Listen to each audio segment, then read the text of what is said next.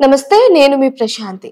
2024 చివరి దశకు చేరుకుంది. అలాగే 2025వ సంవత్సరం అనేది కొత్త సంవత్సరం కూడా రాబోతుంది.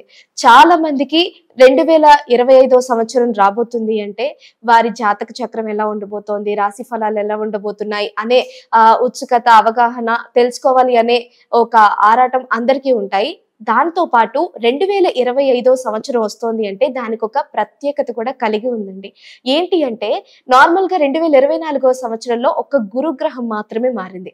కానీ 2025వ సంవత్సరానికి వచ్చేసరికి ఏకంగా 4 గ్రహాలు మారబోతున్నాయి. అవే గురు, శని, అలాగే రాహుకేతువులు. అలాగే ఈ 4 గ్రహాల మార్పు వల్ల అసలు ఏ జాతక ప్రభావం ఎలా ఉండబోతోంది, ఏ రాశుల మీద వీటి ప్రభావం చూపించబోతోంది, అలాగే ఏలినాటి శని కావచ్చు, అలాగే అర్ధాష్టమ శని కావచ్చు, ఎవరికి అదృష్టంగా మారబోతోంది, ఎవరికి దురదృష్టంగా మారబోతోంది, వీటన్నిటి గురించి మనకు తెలియజేయడానికి గోనుగుంట్ల సురేష్ బాబు గారు, అలాగే వేదిక్ ఆస్ట్రాలజర్ ఆయన మనతో పాటు ఉన్నారు. ఒక్కసారి ఆయన అడిగి వీటికి సంబంధించిన మరిన్ని విషయాలు తెలుసుకునే ప్రయత్నం చేద్దాం. నమస్తే అండి. నమస్కారం అండి ప్రశాంత్ గారు. ఎలా ఉన్నారు? బాగున్నాం. ఇందాక ఇప్పుడు నేను ఇంట్రోలో చెప్పినట్లే 2024 విషయం పక్కకు పెట్టేస్తే అయిపోతుంది కాబట్టి 2025 ఒక విశిష్టమైన సంవత్సరం అని చెప్పుకుంటున్నాము. అంటే గురువు కావచ్చు, శని కావచ్చు, రాహుకేతువులు మార్పు జరగబోతోంది అని చెప్తున్నారు. సో ఈ మార్పు ఒక్కొక్క రాశి కింద విడదీసి మొదటిగా మేష రాశికి ఈ 4 గ్రహాల మార్పు వల్ల ఏ విధంగా ఉండబోతుందో తెలుసుకోవచ్చా? సో శుభం అండి. మంచి క్వశ్చన్ అడిగారు. ఎందుకంటే రాశి ఫలాలు తెలుసుకుంటేనే వాళ్ళ యొక్క జాతకం ఇప్పుడు ఎలా ఉంది తెలుసుకుంటేనే సగం వాళ్ళకి పరిహారం అంటండి. అంటే ముందు తెలుసుకుంటేనే సగం వాళ్ళకి పరిహారం అయిపోతుంది. కొంతమంది బాగుంటుంది, కొంతమంది ప్రతికూలంగా ఉంటుంది, ఎక్కడ బాగున్న వాళ్ళకి ఎక్కడ బాగుంటుంది, ప్రతికూలంగా వాళ్ళకి ఎక్కడ ప్రతికూలంగా ఉంటుంది. మనం ఫస్ట్ తెలుసుకోగలిగితే సగం ఆటోమేటిక్గా ఆ దుఃఖం దాని నుంచి వచ్చేది పోతుందని చెప్పేసి శాస్త్రాలు చెప్తున్నారు. అందుకని మనకి పెద్దవాళ్ళు ఏం చెప్తారంటే గుళ్ళల్లో కానివ్వండి, ఓపెన్గా పబ్లిక్గా చెప్తూ ఉంటారు. ఎందుకంటే ఇప్పుడు మనద్దరం చెప్పుకున్నాం అనుకోండి, చెప్పినందుకు నాకు పుణ్యం ఉంటుందండి, ఎన్నందుకు మీకు ఉంటుంది. మీరు ఏదో గ్రహం ఎక్కడో ఏదో బాధిస్తూనే ఉంటుంది, అది కూడా పోతుందంట. అంతేకాదండి, ఇక్కడ మన చుట్టూ ఉన్న నేచర్ కూడా ఉంటుంది రాశి ఫలాలు. ఇప్పుడు నేను మన ఇద్దరం మాట్లాడుకుంటున్నాము, పంచభూతాలు వింటూ ఉంటాయండి. తర్వాత సూక్ష్మ రూపంలో ఉన్న ఎన్నో క్రిములు కీటకం, ఎందుకంటే వాళ్ళకు కూడా ఉంటుంది జాతకం, వాళ్ళు కూడా పుట్టుంటాయి, అవి కూడా ఏదో ఒక నక్షత్రంలో ఏదో ఒక రాశిలో పుట్టే ఉంటాయి. సో అవి సూక్ష్మ రూపంలో ఉన్నా కానీ వాళ్ళకి విముక్తి వచ్చేస్తుందండి. చాలా పవర్ఫుల్ అండి ఇది సబ్జెక్ట్ వచ్చేటప్పటికి. మీరు అడిగిన విధంగా కనుక చూసుకుంటే 2025 సంవత్సరానికి ఒక విశిష్టత ఉంది. ఎందుకంటే ఈసారి 4 గ్రహాలు మారుతున్నాయండి. మేజర్గా ముఖ్యంగా చెప్పుకోవాల్సింది శని మారుతున్నారు. శని 2.5 సంవత్సరానికి మాత్రమే మారుతారండి. మనకి లాస్ట్ ఇయర్ మారలేదు, అంతకుముందు ఎప్పుడో మారారు. అందుకని ఈ సంవత్సరం 2025 సంవత్సరంలో మారుతూ ఉండబట్టి వీళ్ళకి శని కొంతమందికి అదృష్టాన్ని తీసుకొస్తారు, కొంతమందికి విముక్తి తీసుకొస్తారు. ఇప్పటిదాకా పెట్టిన బాధల నుంచి లైక్ ఏలినాటి శని కానివ్వండి, అష్టమ శని, అర్ధాష్టమ శని విముక్తి తీసుకొస్తారు. కొంతమందికి శని పట్టుకోబోతున్నారు, వాళ్ళకి మళ్ళీ పీరియడ్ స్టార్ట్ అయ్యే అవకాశం ఉంటుంది. ఇలా 3 రకాల కేటగిరీలో కూడా ఈ సంవత్సరం చాలా డైనమిక్గా చేంజెస్ ఉంటుంది.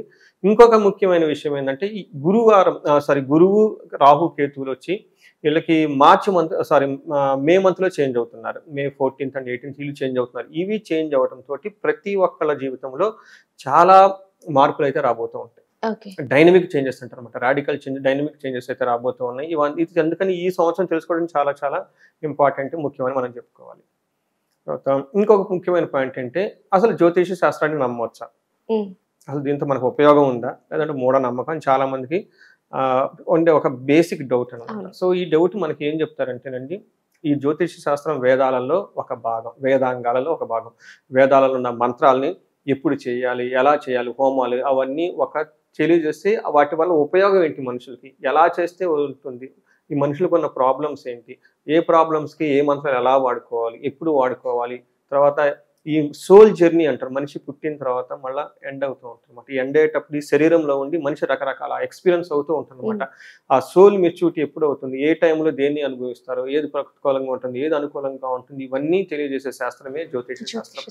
ఇది ఎందుకు అవసరం ఉంది, ఓకే ఫైన్, బట్ దానివల్ల ఉపయోగం ఏంటి అంటే మనకి వేదాల ప్రకారము లేదంటే పురాణాల ప్రకారం మనకేం చెప్తుంటే సనాతన ధర్మం ప్రకారం మనిషి పుట్టిన తర్వాత సోల్ ఇక్కడికి వచ్చేసిన తర్వాత ఈ సోల్ బిగినింగ్ టు ఎండ్ 4 పనులు చేస్తూ ఉంటాయి.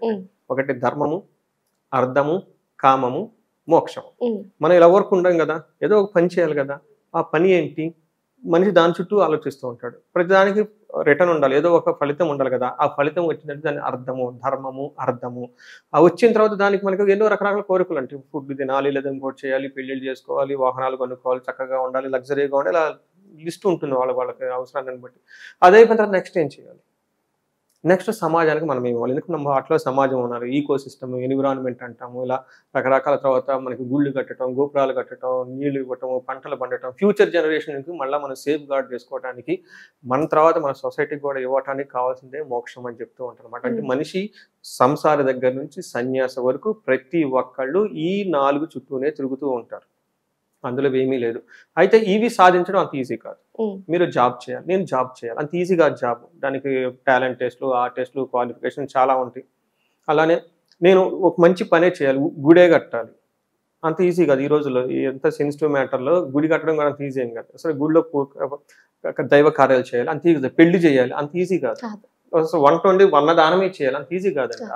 దీని వెనుక చాలా పనులు, చాలా ప్రతికూల సవాళ్ళు అవన్నీ ఉంటాయి అన్నమాట. ఇలా ఈ ధర్మార్థ కామ మోక్షాలు సాధించే ప్రతి టైంలోనూ చాలా రకమైన ప్రతికూల పరిస్థితులు ఎదురవుతూ ఉంటాయి అన్నమాట. ఇప్పుడు జ్యోతిష శాస్త్రం మనకి యూస్ అవుతుంది.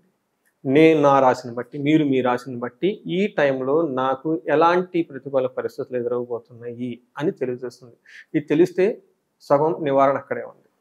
తెలుసుకోకపోతే అన్ఎక్స్పెక్టెడ్ అనమాట. అందుకని మనకి ఏం చెప్తారంటే, awareness is the key to success. జీవితంలో సక్సెస్ కావాలంటే తెలుసుకొని ఉండాలంట. అలానే 20-25 సంవత్సరాలు ప్రతి ఒక్కరు సక్సెస్ కావాలి అంటే ఫస్ట్ తెలుసుకోవాలి. ఈ సంవత్సరాలు ప్లానెట్స్ మనకి ఏ విధంగా, జ్యోతిష శాస్త్రం మనకి ఒక లైట్ అందులో మనకి ఇచ్చిందనమాట. ఏమేమి అవుతుంది, ఏమేమి లేదని తెలుసుకున్న తర్వాత ఏం చేయాలంటే, ఎక్కడైతే ఫేవరబుల్గా ఉందో మన ఎనర్జీ అంతా అక్కడ పెట్టాలి, ఎక్కడైతే ప్రతికూలంగా ఉందో మన ఎనర్జీని అంతా అక్కడి నుంచి డైవర్ట్ చేసుకోవాలి. దీన్ని మనకు ఆదిశంకరాచార్యులు ఏం చెప్తారంటే, ఆయన స్క్రిప్చర్స్లో మనిషికి ఉండాల్సిన 2 లక్షణాలు అంటండి. తర్వాత అది ఒకటి వివేకము, 2 వైరాగ్యం. ఎవరైతే విజ్డమ్, క్లవర్గా ఉండి ఏ పని ఎప్పుడు చేయాలో తెలుసుకొని చేసుకుంటారో వాళ్ళు అదృష్టవంతులు. ఎవరైతే కొన్నిటి వదిలేయాలి, చెడ్డ హ్యాబిట్ని, చెడ్డ కంపెనీని, మనకి టైం అనుకున్న పనులు ఇవన్నీ వదిలేసుకుంటూ పోవాలన్నమాట. ఇలా వదిలేసుకొని పోవటం అనే వైరాగ్యం అంటారు. ఇలా ఏది చెయ్యాలని దాని మీద పెట్టుకోవటం వైరాగ్యం, వివేకం అంటారు. ఇలా వివేక వైరాగ్యాలు ఉన్న వాళ్ళకి లైఫ్ ఎలా ఉంటుందంటే ఆనందభరితంగా ఉంటుంది, బ్లిస్ఫుల్గా ఉంటుంది. సో ఈ ప్రకారంగా చూసుకుంటే జ్యోతిష శాస్త్రం మహర్షులు మనకి ఇచ్చిన యొక్క ముఖ్య ఉద్దేశం ఏంటంటే, సరైన టయానికి సరైన పనులు చేస్తూ, ఓకే, జీవితం అనేది శోభాయమానంగా ఉండాలి, జీవితం అనేది క్షోభభరితంగా ఉండకూడదు, బాధలు పడుతూ ఉండకూడదు. ప్రతి ఒక్కళ్ళు హ్యాపీగా, ఖుషీగా ఉండి ధర్మార్థ కామ మోక్షాలు సాధించుకుంటూ ఈ లైఫ్ని ఉత్సాహంగా ముగించుకొని ముందుకెళ్ళిపోవాలనే ఉద్దేశంతో దానికి జ్యోతిష శాస్త్రం అనేది మనకు ఒక చుక్కానిలాగా ఇచ్చారండి. ఈ జ్యోతిష శాస్త్రాన్ని అనుసరించి 20-25 రాసుల వాళ్ళకి, 25-20 సంవత్సరాలకు సంబంధించి 12 రాసుల వారికి ఎలా ఉందో మనం చూద్దాం. అందులో ఈ సంవత్సరం చాలా ముఖ్యంగా 4 గ్రహాలు మారుతున్నాయి కాబట్టి, శని, గురు, రాహు, కేతువులు, దాని యొక్క ఇంపాక్ట్ ప్రతి రాశి వారికి ఎలా ఉందో చూద్దాం.